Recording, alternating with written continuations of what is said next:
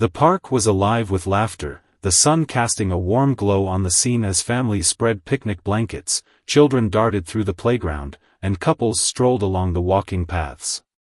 It was a typical weekend, the kind of day where everything felt serene and predictable. Sam Daniels leaned against the railing of his security post near the main entrance, sipping his coffee and nodding at familiar faces.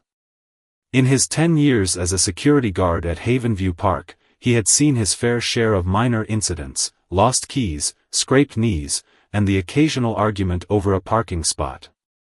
Nothing extraordinary ever happened here, and Sam liked it that way. Sam was a man of routines. He arrived at the park an hour before his shift, exchanged pleasantries with the morning joggers, and always kept an eye on the kids playing in the central fountain. He knew the park's rhythms as intimately as a conductor knows a symphony. This job wasn't glamorous, but it gave him purpose. He was content. The day started like any other, the gentle hum of conversations mixing with the distant chirping of birds. Sam took his usual patrol route, scanning for anything out of the ordinary. He exchanged a wave with Lisa, the ice cream vendor, and smiled at a group of teenagers engrossed in a game of frisbee. His radio crackled occasionally with mundane updates from his colleagues, a lost water bottle, a dog off its leash. Nothing that required his immediate attention. Around noon, Sam was stationed near the playground when a high-pitched scream pierced the air. The sound was so raw, so filled with terror, that it sliced through the ambient noise and froze everyone in place. Sam's heart jolted, the coffee slipping from his grasp and spilling onto the ground. He turned toward the source of the scream and saw a woman, her face pale and contorted with panic, clutching at her chest as she stumbled toward him. "My daughter," she gasped, her voice trembling. "She's gone. I can't find her." Sam's stomach dropped. He had dealt with missing children before, but they were usually cases of a kid wandering a little too far, distracted by a butterfly or a shiny toy. The parents were typically frantic, but there was something different about this woman's desperation. Her hands shook uncontrollably, and her eyes darted around as if searching for an explanation she couldn't find. "What's her name?" Sam asked, his voice steady despite the sudden adrenaline coursing through him. He placed a comforting hand on her shoulder, trying to anchor her to the moment. "Emily," she whispered, tears streaming down her face. "She's only 3. Sam's radio buzzed as he called for backup, summoning all available personnel to the playground area. His colleagues responded immediately, their voices crackling with urgency. Sam crouched down to meet the mother's gaze. "When did you last see her? What was she wearing?" "She was just here," the woman sobbed, pointing toward the swings. "A pink dress with white flowers. I only looked away for a second." Sam's mind raced. A second was all it took. The playground was crowded, and the park had multiple exits. He had to act fast. He grabbed his notepad and jotted down the details, then handed it to one of his colleagues. "Alert the gate guards. Lock down the park if you have to." He turned back to the mother. "Stay here. We're going to find her." Sam scanned the playground, his eyes sweeping over every child, every parent, every shadow. He barked orders into his radio, directing guards to cover key areas, the restrooms, the wooded trails, the parking lot. Volunteers began to gather, their faces a mix of concern and determination. Sam's chest tightened as he realized just how many places a small child could hide, or be hidden. Minutes felt like hours as the search intensified. Sam moved methodically, questioning anyone who might have seen the girl. A group of teenagers near the fountain shook their heads, their playful banter replaced by solemn expressions. A jogger on the trail hadn't noticed anything unusual. Sam's frustration grew as each lead turned into a dead end. Then, a breakthrough, or so he thought. A woman holding a child approached, waving her arms. Sam rushed over, his heart pounding. But as he got closer, he realized the child wasn't Emily. The woman apologized, explaining she had seen the commotion and thought her daughter might have been mistaken for the missing girl. Sam forced a smile, thanked her, and continued his search, the weight of disappointment pressing heavily on his shoulders. The park's energy had shifted. What had been a vibrant, carefree atmosphere was now tense and somber. Parents clung to their children, casting wary glances at strangers. The playground was eerily quiet, the swings swaying gently in the breeze. Sam felt the weight of every eye on him, their silent pleas hanging in the air, "Find her. Please, find her." As he made his way toward the wooded area on the park's edge, Sam's radio crackled again. "We found a shoe near the North Trail," one of his colleagues reported. Sam's pulse quickened. He sprinted to the location, the mother trailing behind him.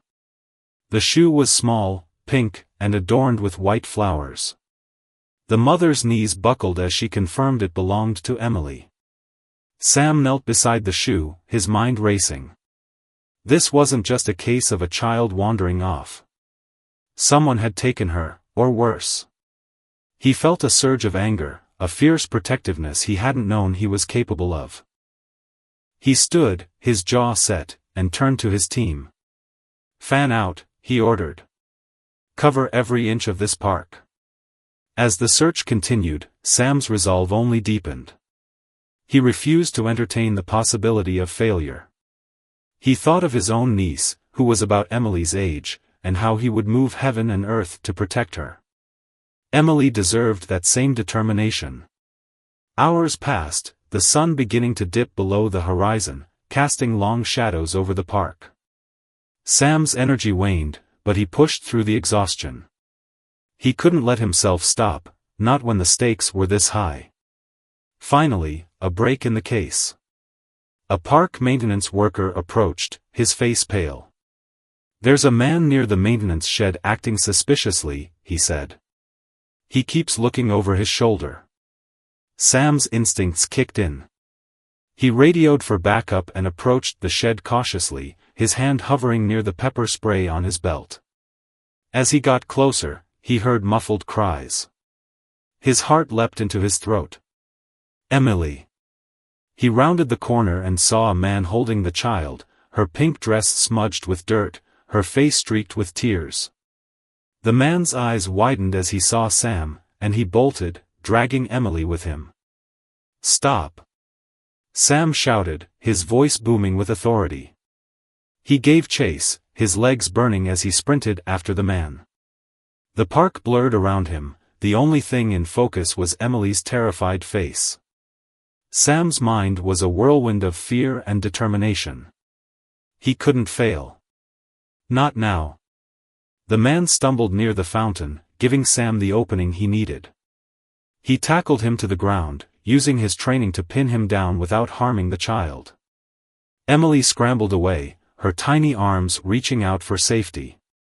By the time the police arrived, summoned by one of Sam's colleagues, the man was in handcuffs and Emily was back in her mother's arms. The park erupted in cheers, the tension breaking like a dam. Sam stood off to the side, his chest heaving as the adrenaline began to fade. He watched as the mother clung to Emily, her sobs of relief filling the air. Sam felt a hand on his shoulder. It was the park director, her eyes filled with gratitude.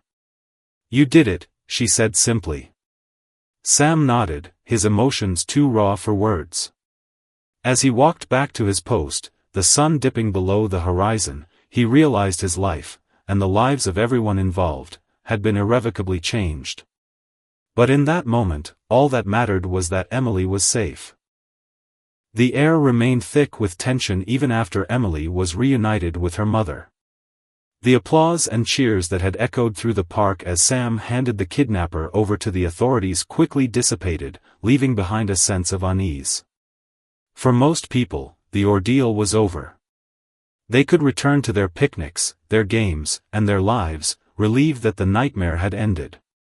But for Sam, it was far from over. The look in the kidnapper's eyes before he was dragged away stuck with him, a glint of defiance mixed with something more sinister.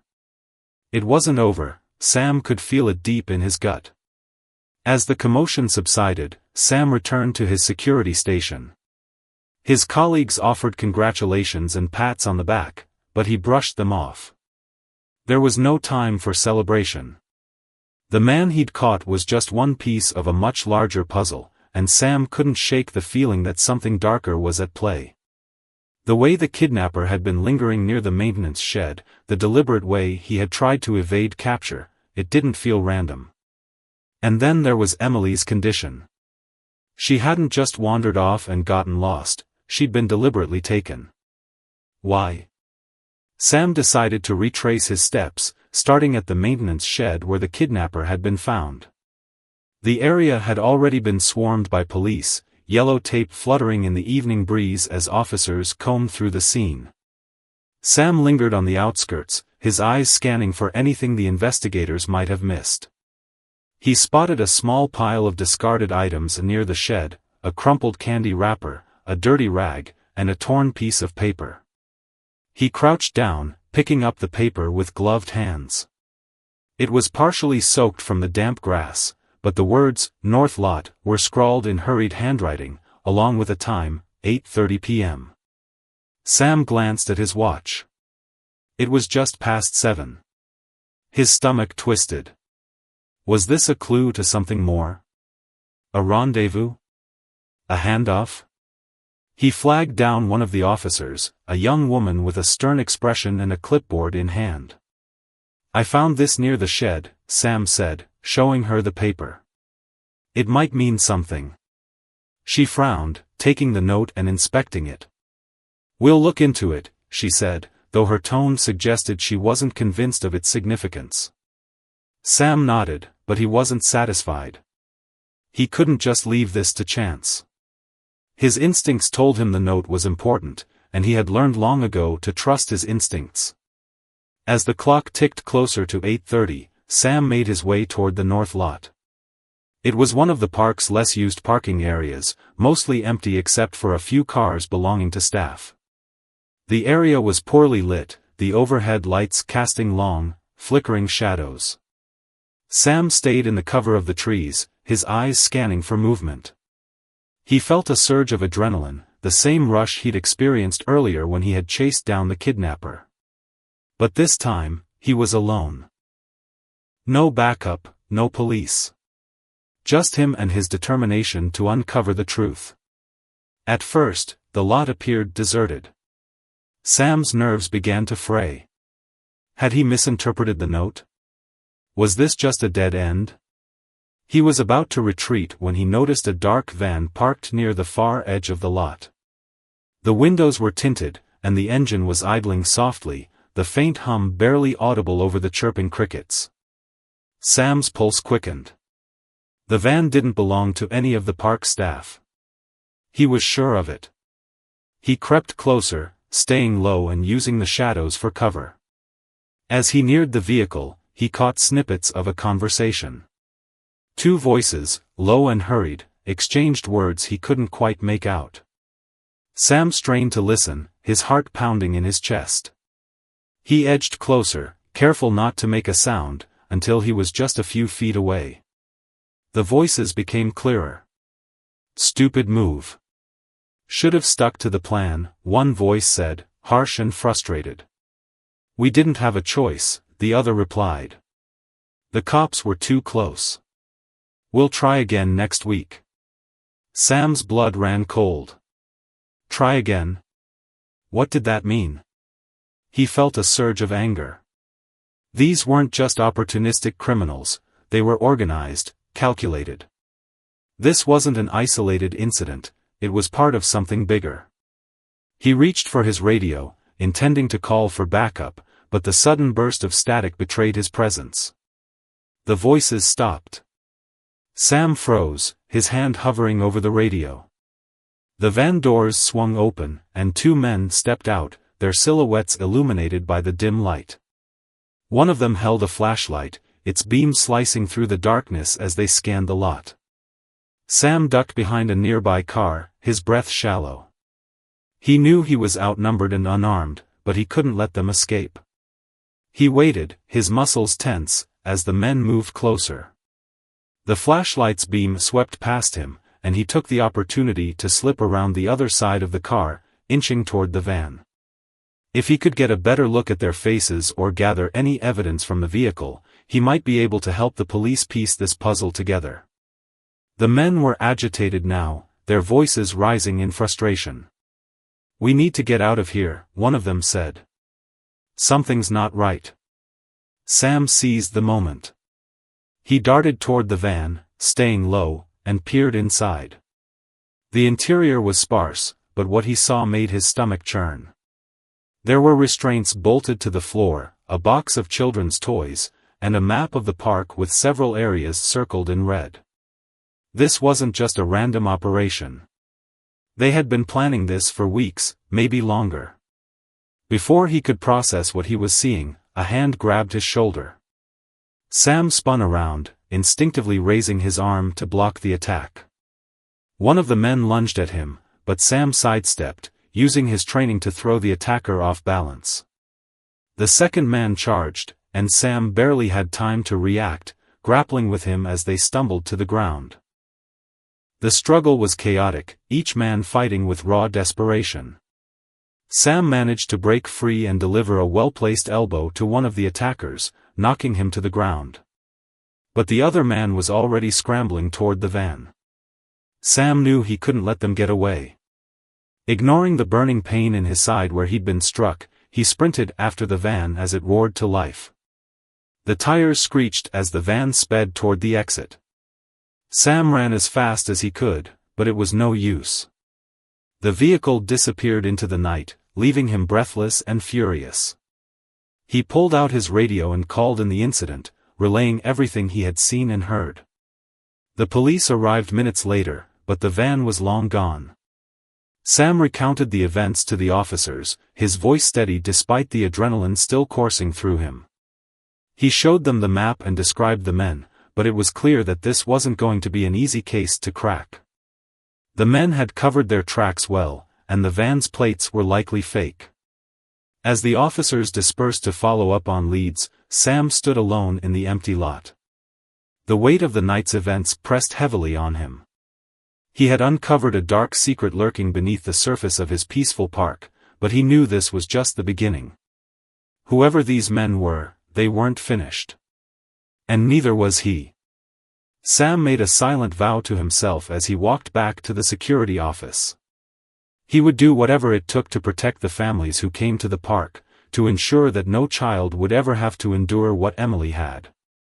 He didn't know what the next steps would be, but he knew one thing for certain: he wasn't backing down. The following morning, Sam arrived at Havenview Park earlier than usual, his thoughts clouded by the events of the previous day. He hadn't slept much. Every time he closed his eyes, he saw Emily's tear-streaked face and the sinister look in the kidnapper's eyes.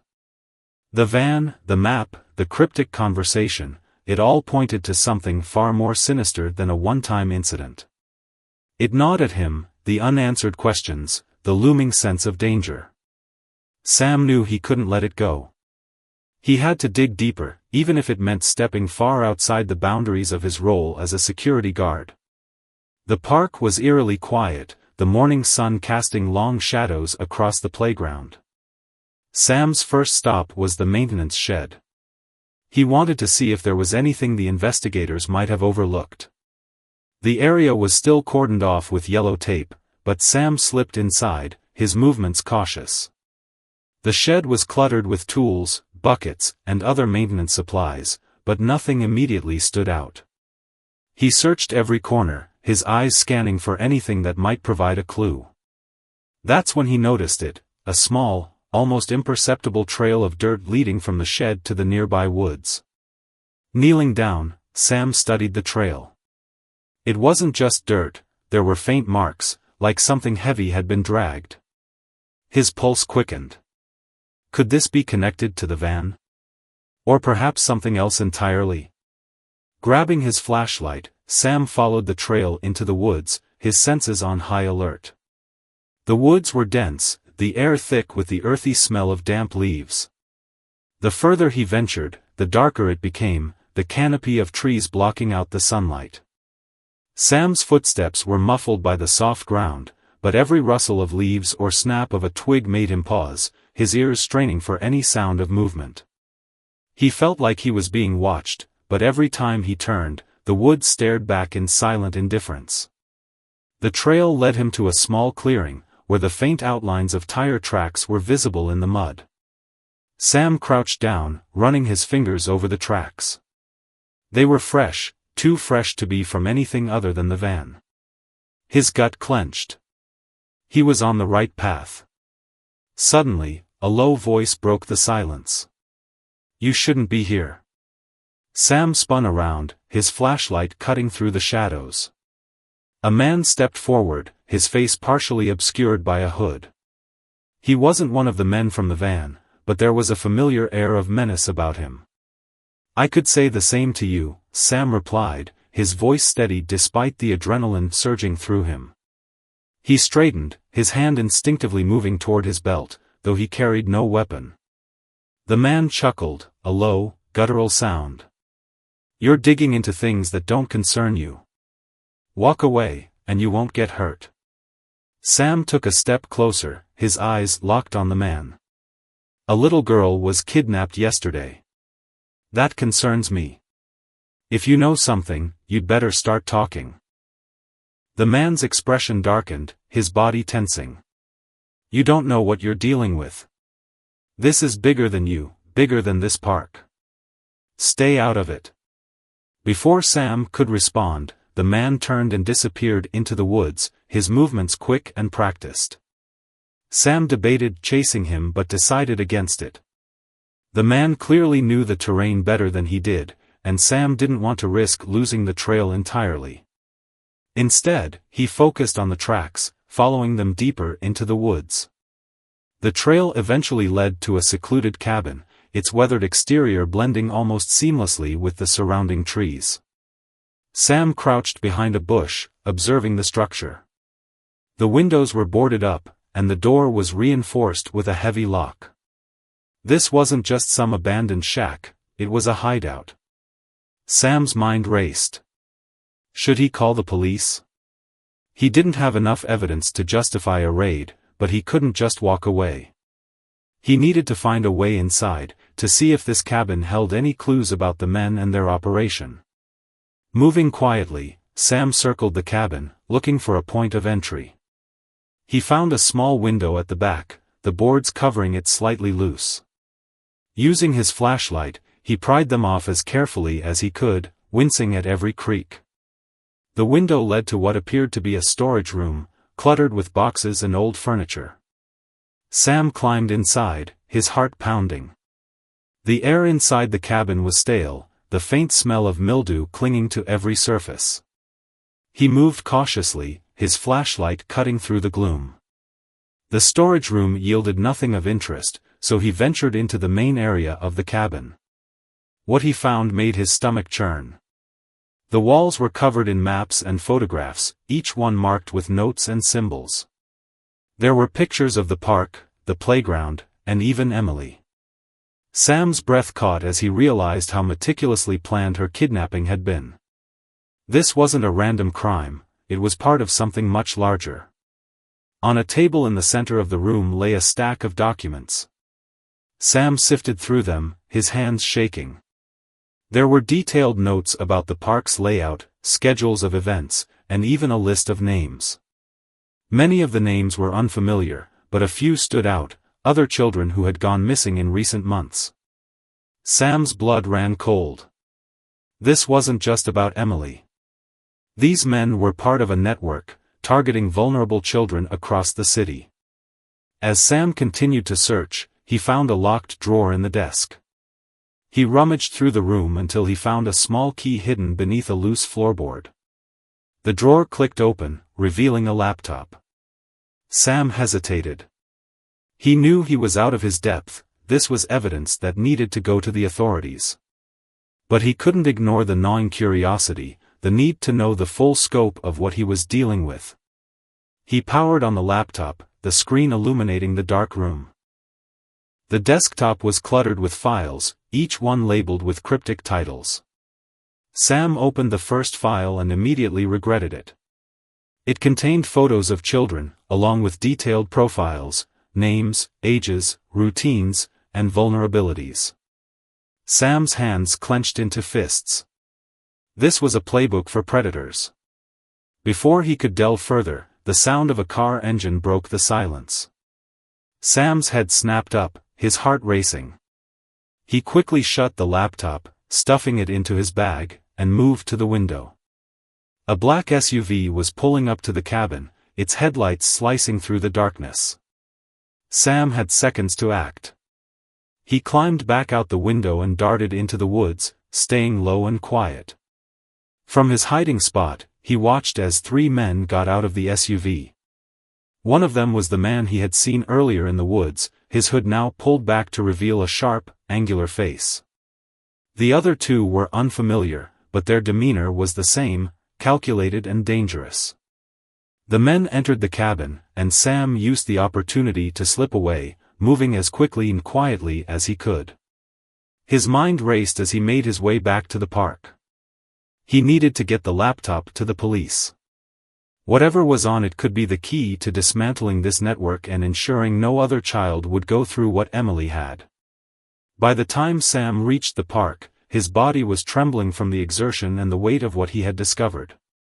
He handed the laptop over to the lead investigator, recounting everything he had seen. The officer's face hardened as he listened, and Sam could see the same resolve he felt mirrored in the man's eyes. As Sam finally collapsed onto a bench, exhaustion overtaking him, he knew the fight was far from over. But for the first time, he felt a glimmer of hope. They had a lead, and with it, the chance to bring these monsters to justice. Sam had stepped into a world he never imagined, but there was no turning back now. He was in it for the long haul, determined to see it through, no matter the cost. The police wasted no time diving into the contents of the laptop Sam had recovered. The evidence was overwhelming, a network of meticulously planned kidnappings, detailed profiles of potential targets, and communications between various members of what appeared to be a trafficking ring. For Sam, the revelations were both validating and horrifying. He had been right, this wasn't a one-off crime. It was an organized, insidious operation hiding in plain sight. But one detail on the laptop immediately stood out, a time-stamped message referencing a shipment scheduled for that very evening. The location was coded, but Sam recognized the coordinates. It was an abandoned warehouse on the outskirts of the city. The urgency in the air was palpable. This wasn't just about gathering evidence anymore. It was about stopping another crime in progress. Despite not being part of law enforcement, Sam was adamant about being involved in the operation. He had been at the heart of this case from the start, and he wasn't about to sit on the sidelines. The lead investigator, Detective Ramirez, was initially hesitant but eventually relented, seeing the determination in Sam's eyes. "You'll follow orders, Daniels," Ramirez warned as they geared up for the raid. "You stay in the background and let us handle the heavy lifting." Sam nodded, but he knew he wouldn't be able to hold back if it came down to it. The image of Emily's tear-streaked face, the fear in her eyes, was burned into his memory. He couldn't bear the thought of another child going through that ordeal. The team moved out as the sun dipped below the horizon, casting the city in shadows. The abandoned warehouse loomed like a hulking beast, its broken windows and rusted metal exterior a stark contrast to the vibrant life of the city just a few miles away. The area was eerily quiet, the only sounds the distant hum of traffic and the occasional chirp of crickets. The air felt heavy, charged with anticipation. Sam and Ramirez crouched behind an old stack of crates, surveying the scene. The warehouse was surrounded by a tall chain-link fence topped with barbed wire. A single guard patrolled the perimeter, his movements casual but deliberate. The rest of the team was positioned strategically around the site, waiting for Ramirez's signal. Through the crackle of the radio, Ramirez's voice came steady and firm, "On my mark. Remember. We're here to secure the targets and apprehend the suspects. No unnecessary risks." Sam's grip tightened on the flashlight in his hand, his makeshift weapon if things went south. He felt a surge of adrenaline as the signal came. The team moved in unison, scaling the fence and neutralizing the perimeter guard with practiced efficiency. Sam followed closely, his heart pounding in his chest. Inside the warehouse, the scene was even grimmer than Sam had imagined. Crates were stacked high, some marked with coded labels that hinted at their sinister contents. A makeshift office had been set up in one corner, its walls plastered with maps and photos. But what caught Sam's attention most was the group of frightened children huddled in a cage near the center of the room. Their faces were pale, their eyes wide with terror. Sam's blood boiled. These were kids, innocent, vulnerable, and utterly undeserving of this nightmare. He started toward them, but Ramirez's sharp whisper stopped him in his tracks. "Wait. We need to secure the area first." Sam reluctantly held back, watching as the team fanned out, their weapons drawn. The warehouse wasn't empty. Several men were gathered near the cage, their voices low and urgent. One of them was the same hooded figure Sam had encountered in the woods. Another was the man from the van.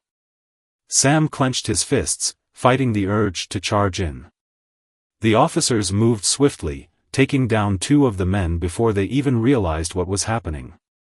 But the hooded man and his accomplice weren't going down without a fight. A shot rang out, the sound echoing through the cavernous space. Chaos erupted as the suspects scattered, using the maze of crates for cover. Sam ducked behind a metal pillar, his heart racing. He wasn't armed, but he couldn't just sit idly by. He spotted one of the suspects attempting to flee toward a side exit and made a split-second decision. Grabbing a loose pipe from the floor, he stepped into the man's path and swung with all his strength. The man crumpled to the ground, groaning in pain. "Stay down," Sam growled, his voice filled with an intensity he barely recognized. Meanwhile, Ramirez and the other officers were closing in on the remaining suspects.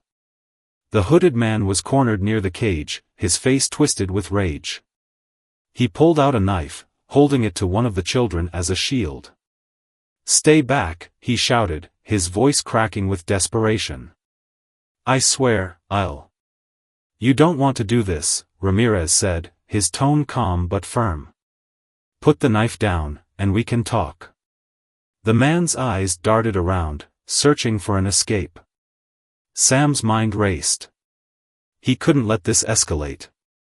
He needed to act, but it had to be calculated. He crept along the edge of the room, keeping low and out of sight.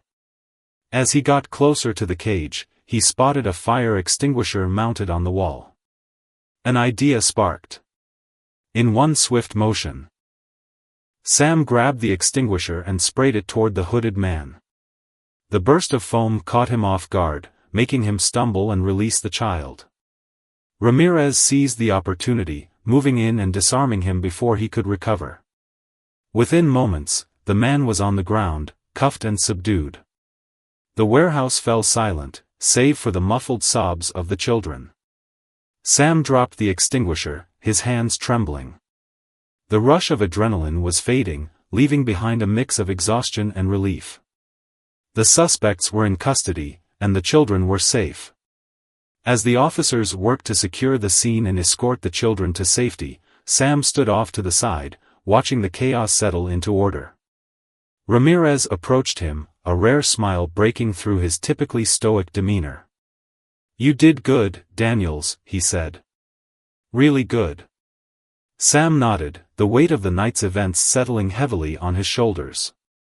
"We got them. That's what matters." But even as the words left his mouth, he knew this wasn't the end. The men they had captured were just one part of the operation. The files on the laptop hinted at a much larger network, and Sam suspected it would take months, if not years, to dismantle it completely. Still, tonight was a victory, a hard-fought, well-earned victory. As the first rays of dawn broke through the warehouse windows, Sam stepped outside, breathing in the crisp morning air. He felt a sense of accomplishment, tempered by the knowledge that the fight wasn't over. But for now, he allowed himself a moment of peace, knowing he had made a difference. The rescue operation at the warehouse was all over the news by sunrise. Headlines blared with phrases like, "Trafficking ring busted in midnight raid," and "Children rescued from dangerous network." Sam Daniels's name wasn't mentioned, by his request. He didn't want recognition, didn't want to be thrust into the spotlight. For him, this wasn't about accolades or fame. It was about justice, about ensuring that no parent would endure the anguish Emily's mother had felt or that no child would have to live through such a terrifying ordeal. But even as the public celebrated the victory, Sam knew the fallout from the raid was only beginning. The community's shock turned to anger as more details about the trafficking network emerged. Parents who frequented the park with their children were horrified to learn how close the danger had been. Overnight, Havenview Park transformed from a place of joy and relaxation to a symbol of fear and betrayal. Sam returned to work the day after the raid, unsure of how he would be received. His colleagues greeted him with a mixture of awe and gratitude, though there was also a palpable tension in the air. The park felt different now. Families hesitated at the entrances, their eyes darting around nervously. The once bustling playground was nearly deserted, the laughter of children replaced by an eerie silence. The first person to approach Sam that morning was Emily's mother, her face still pale but her eyes filled with gratitude. She hugged him tightly, her voice trembling as she said, "Thank you. I don't know how I'll ever repay you." "You don't have to," Sam replied, his voice soft. "Just keep her safe. That's all that matters."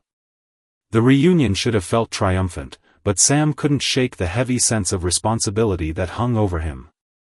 Emily's rescue was just one piece of a much larger puzzle, and the questions left unanswered weighed heavily on his mind. How many other children were still out there, waiting to be saved? How deep did the network run? And what could he do to ensure this never happened again? As the days passed, the park's management began implementing new safety measures in response to the raid. Security protocols were overhauled, additional cameras were installed, and a team of counselors was brought in to support both staff and visitors. Sam was promoted to head of security, a decision that was met with unanimous approval from his colleagues. The position came with more responsibilities, but Sam welcomed them. If anything, the experience had reignited a sense of purpose he hadn't felt in years. Despite the changes, the scars left by the incident ran deep. Community meetings were held, giving parents a platform to voice their concerns and demand accountability. Many praised the swift action of law enforcement and the bravery of individuals like Sam, but there were also criticisms. Why hadn't the signs been noticed earlier? How could such a network have operated undetected for so long? And what assurances did they have that the park was truly safe now? Sam attended every meeting, listening intently as emotions ran high. He didn't have all the answers, but he spoke candidly about what he had witnessed and the steps being taken to prevent future incidents. His honesty earned him respect, but it also made him a lightning rod for frustration. Some parents accused him of not doing enough, of being part of a system that had failed them. Sam accepted their anger, understanding that it came from a place of fear and pain. Amidst the chaos, Sam found himself grappling with his own doubts. Had he done everything he could? Could he have acted sooner, seen the signs earlier? The questions kept him awake at night, his mind replaying every decision he had made. He sought solace in long walks through the park, finding a strange comfort in the familiarity of the paths and trees. It was during one of these walks that he encountered Lisa, the ice cream vendor who had been a fixture at the park for years. "Hey, hero," she called out, her tone light but her eyes serious. "Mind if I join you?" Sam nodded, and they walked in silence for a while before Lisa spoke again. "You know, everyone's talking about what you did. They're calling you a hero, but I bet you don't feel like one." Sam let out a dry laugh. "Not even close. I just did what anyone would have done." Lisa stopped and turned to face him. "That's where you're wrong. Most people wouldn't have gone as far as you did. You saw something wrong and didn't look away. That matters, Sam. It matters a lot." Her words stayed with him, a small beacon of light in the darkness of his self-doubt. He began to see that while he couldn't change the past, he could shape the future. His role as head of security wasn't just about enforcing rules, it was about rebuilding trust, about making the park a place where families felt safe again. One evening, as Sam was reviewing footage from the new security cameras, he received a call from Detective Ramirez. The raid had led to more arrests, and the evidence gathered from the laptop was helping to unravel the network piece by piece. It was a long, painstaking process, but progress was being made. Ramirez thanked Sam again for his role in the investigation, his voice filled with genuine appreciation. "You started something important, Daniels," Ramirez said. "Don't underestimate that." The conversation filled Sam with a renewed sense of determination. He began organizing training sessions for his team, teaching them to recognize signs of trafficking and other suspicious activities. He collaborated with local organizations to host workshops for parents, providing them with tools to keep their children safe. Slowly but surely, the park began to regain its sense of normalcy. Laughter returned to the playground, and families once again spread their blankets on the grass. But the experience had left a lasting impact on the community. Parents were more vigilant, more protective. Children were taught to recognize danger and to trust their instincts. And while the scars of the incident would never fully heal, they became a reminder of the resilience and strength of the community. As the months passed, Sam found himself reflecting on the journey that had brought him to this point. He had started as an ordinary man with a quiet job, content to live a life of routine. But extraordinary circumstances had forced him to step up, to face challenges he never could have anticipated.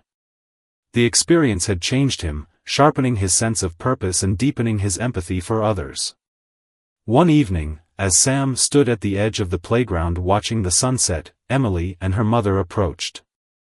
Emily ran up to him, clutching a small drawing in her hands. It was a picture of the two of them, Sam standing tall like a superhero with a wide grin. "Thank you for saving me," she said, her voice small but filled with sincerity. Sam knelt down, taking the drawing with a smile. "You're very brave, Emily. Don't ever forget that." As he watched her run back to her mother, Sam felt a profound sense of fulfillment. The road ahead would be long, but he knew he was exactly where he was meant to be. The park was more than just a place, it was a symbol of hope, of resilience, and of the power of ordinary people to make an extraordinary difference. Months passed, and the events surrounding the kidnapping and subsequent rescue began to fade from the forefront of the public's mind. For most, it became another story filed away in the annals of local news, a frightening event that ended as well as anyone could have hoped. But for Sam Daniels, it was a story that marked the rest of his life, shaping him and the community in ways he hadn't anticipated. Sam threw himself into his work with a renewed sense of purpose. As head of security, he implemented sweeping changes that transformed Havenview Park into a model of safety and vigilance. Cameras covered every corner of the park, but it wasn't just about surveillance. Sam believed that creating a truly safe environment meant fostering a sense of trust and community. He held weekly town hall meetings, giving parents and parkgoers a chance to voice their concerns and suggestions. He organized workshops, inviting experts to educate families on everything from personal safety to recognizing signs of trafficking and abuse. At first, attendance at these events was sparse. People were hesitant, some still grappling with the lingering fear that the park could ever feel truly safe again. But over time, word spread about Sam's dedication and the tangible changes he had made. Families started returning to the park, their confidence slowly rebuilding. Children's laughter once again echoed through the playground, and picnics dotted the grassy fields. Despite these successes, Sam struggled with his own doubts and the emotional toll of what he had experienced. He couldn't shake the images of the children in the warehouse or the network of predators exposed by the raid. Every time he saw a child running freely in the park, he felt a surge of protectiveness, and a nagging worry that he couldn't shake. What if he missed something next time? What if, despite his best efforts, another predator slipped through the cracks? It was during one of these reflective moments that Detective Ramirez called. The investigation into the trafficking network was still ongoing, but the information Sam had uncovered had proven instrumental in dismantling several key operations. The laptop recovered from the cabin had led to arrests across the state, and more children had been rescued.